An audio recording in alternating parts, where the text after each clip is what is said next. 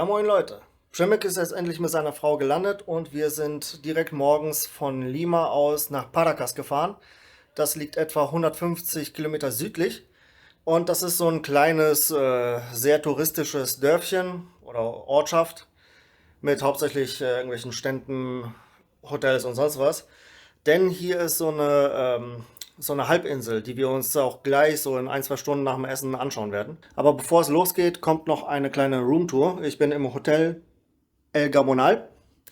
Den Preis weiß ich gerade nicht mehr aus dem Kopf. Ich blende es unten mal ein. Und ja, so sieht das Zimmer aus. Hallo? Mein Zeug, Tisch.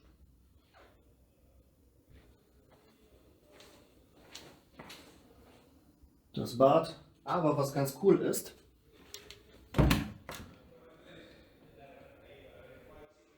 hier ist unten ein Pool, wenn jemand Bock hätte.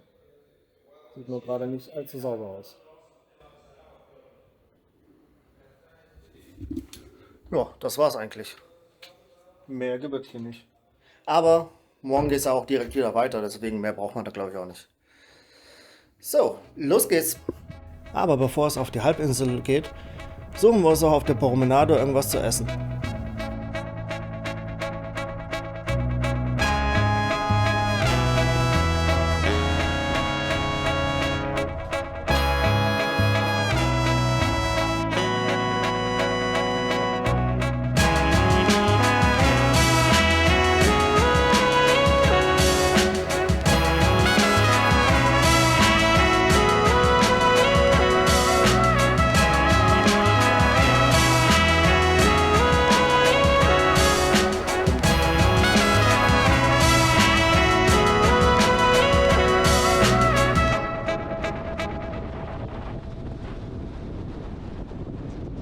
Dann, frisch gestärkt, fahren wir 10-15 Minuten mit dem Auto zum Nationalpark.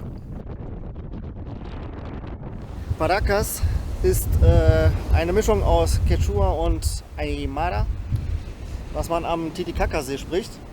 Und bedeutet sowas wie sandiger Wind oder Sandwind, irgendwas in der Art. Und das da vorne, das ist die rote Bucht, nee, der rote Strand. Weil das Ganze so ein bisschen rötlich ist. Wir sind vorhin auch noch an ein bisschen mehr rötlichem Sand vorbeigefahren. Und allgemein gibt es hier verschiedene Farben vom Sand. Und das war früher alles noch unter Wasser, vor Jahrtausenden oder sonst was. Und man hat hier irgendwann mal vor ungefähr 2500 Jahren wohl auch gelebt.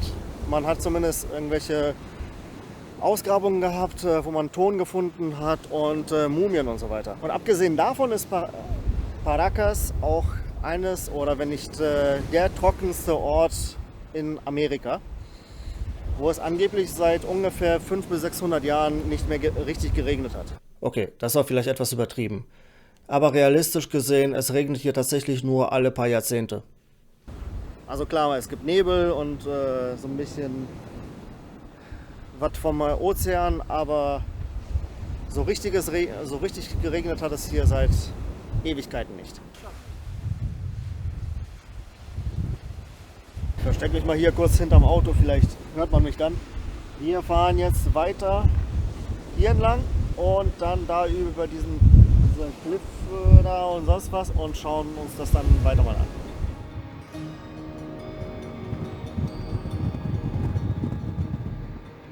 Das ist einfach nur krass, wie das aussieht. Wie auf dem Mars oder nee, eher Mond.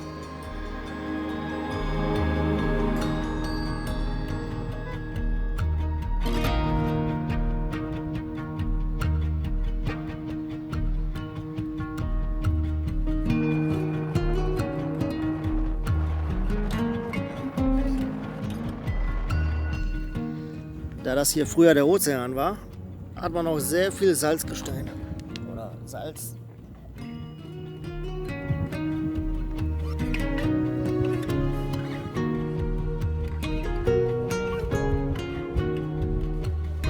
Danach ging es an den Strand, wo wir ein paar für uns unübliche Entdeckungen gemacht haben.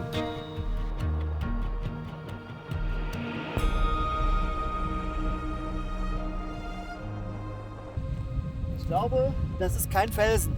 Sieht mir so ein bisschen nach Seelöwe aus, aber so allzu gut geht es ihm, glaube ich, auch nicht. Oder er schläft einfach nur tief und fest. Hier sieht man noch so ein bisschen die Flossen und sowas. Müll vertrocknet.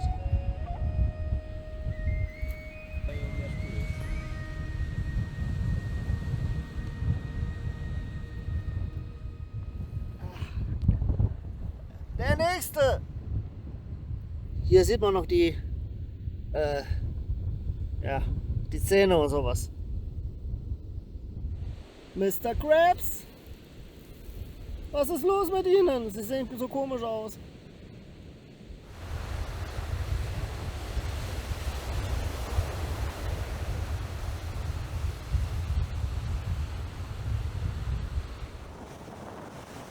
Die Innereien der etwas frischeren Kadaver erspare ich euch lieber in der Nahaufnahme. Soll ja keine ab 18 Show werden hier.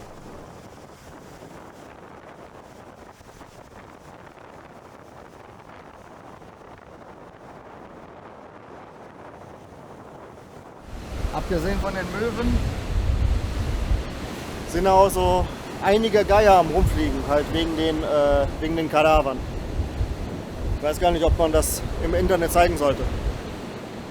Ich werde sehen, falls ein Shitstorm anfängt oder so. Aber diese Formation hier, auch das hier, sieht echt genial aus. So, aber jetzt gehe ich mal hier weg, weil es doch ziemlich stinkt. Ich finde diese ganzen Schichten hier ganz cool. Wenn man bedenkt, das war früher alles unter Wasser. Ja.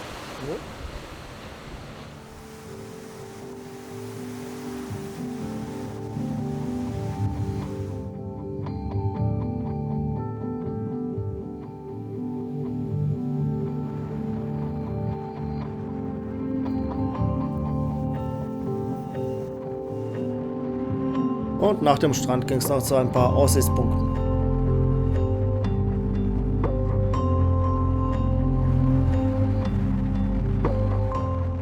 Hier ist dann gerade noch mal ein bisschen mehr Wind. Aber die Aussicht ist schön.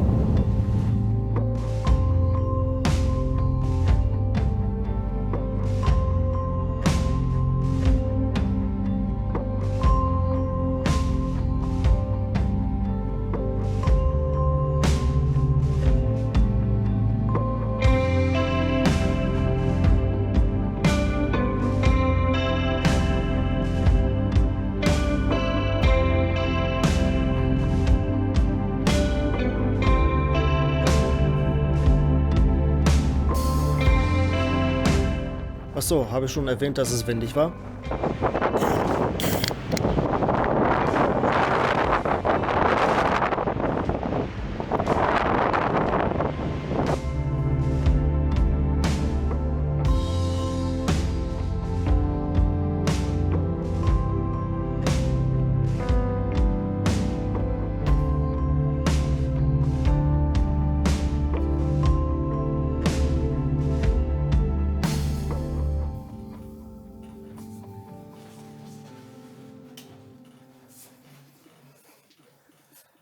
So, für eine besondere Reise ein besonderer Whisky. Extra dafür gekauft, beziehungsweise wir haben zusammengelegt. 24 Jahre. Das einzige Problem ist, wir haben keinen Becher oder sonst was und das Ding ist nicht ganz so stabil. Oh, riecht schon wieder geil.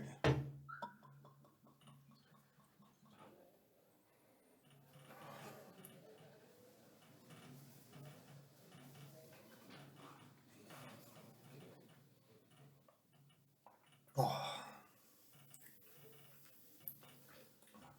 Ja, die 50% merkt man.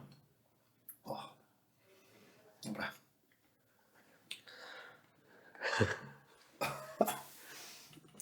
Am nächsten Morgen machten wir dann einen Ausflug auf einem Boot, um uns das kleine Galapagos Perus anzuschauen, die sogenannten Islas Ballestas. Mehr Infos dazu natürlich wieder in der Videobeschreibung.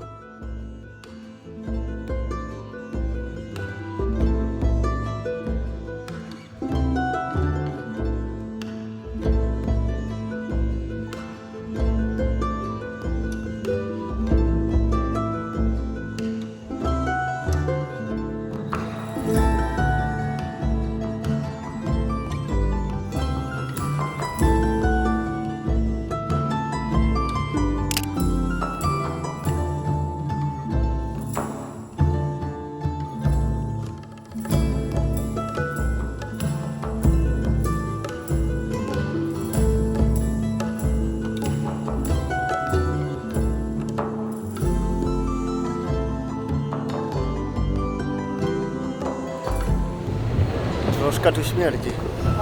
Der unangenehme Geruch kommt von den Exkrementen der Vögel. Diese werden regelmäßig dann abgetragen und zu Dünger weiterverarbeitet.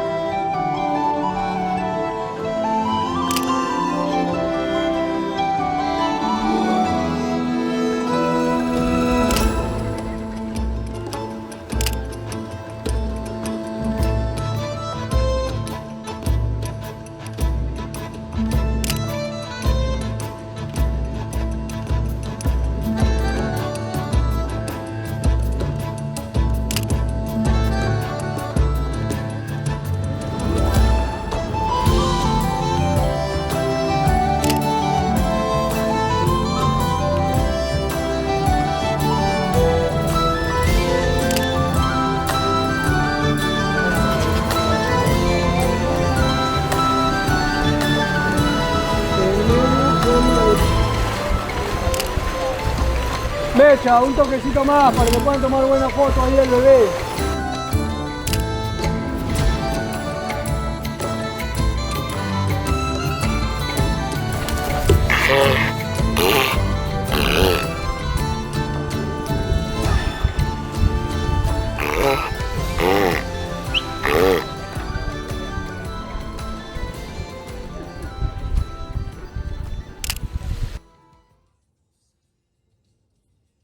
Danach ging es direkt weiter zur Winzerei Bodega Laso, wo es eine Weinverkostung geben sollte. Und eine Überraschung.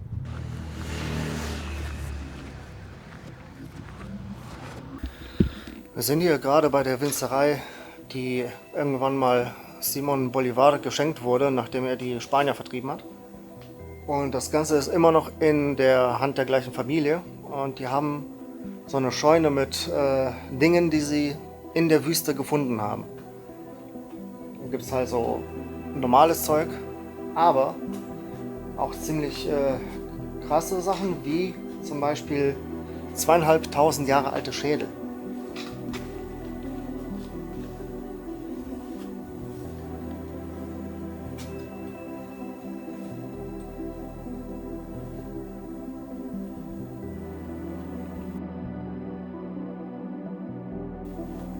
Das da oben ist die alte Knotensprache der Inkas. Also die haben solche Knoten gemacht und das war dann so eine Art Geheimsprache von denen. So wurde es gerade eben kommuniziert. Und dann liegen hier noch so Sachen aus Ton, die einfach mal 1000 Jahre alt sind oder sowas, oder einige 100 Jahre. Kann man einfach so in die Hand nehmen, das ist echt krank.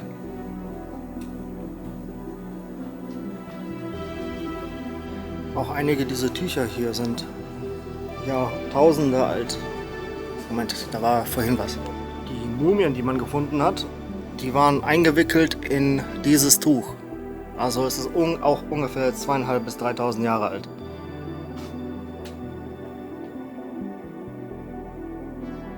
Interessante Scheunenfunde, was?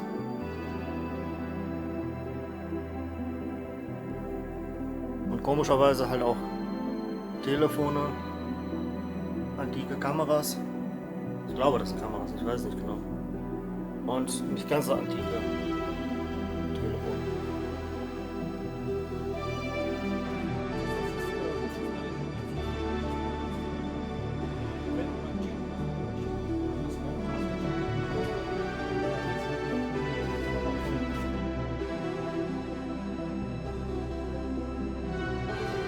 Era saltarla, claro, y consumo chiqui de esta manera se realizaba la característica determinada como la famosa bola chiqui. También vamos a apreciar lo que es mandíbula de tiburón.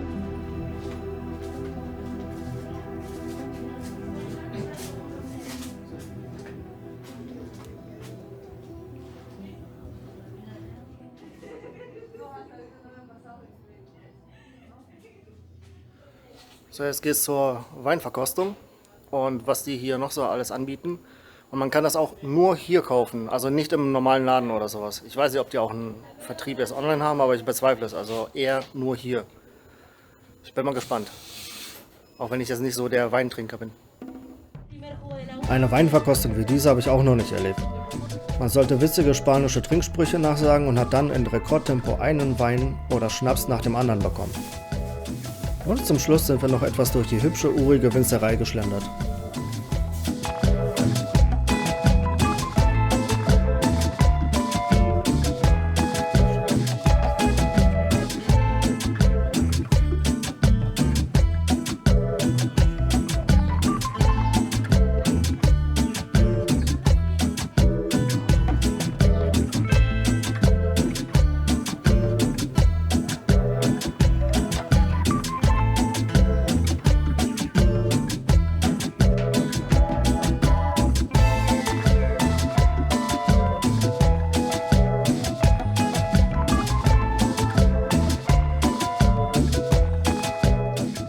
So, nachdem wir uns bei der Weinprobe etwas Mut angetrunken haben, geht's nach Huacacina für etwas Action.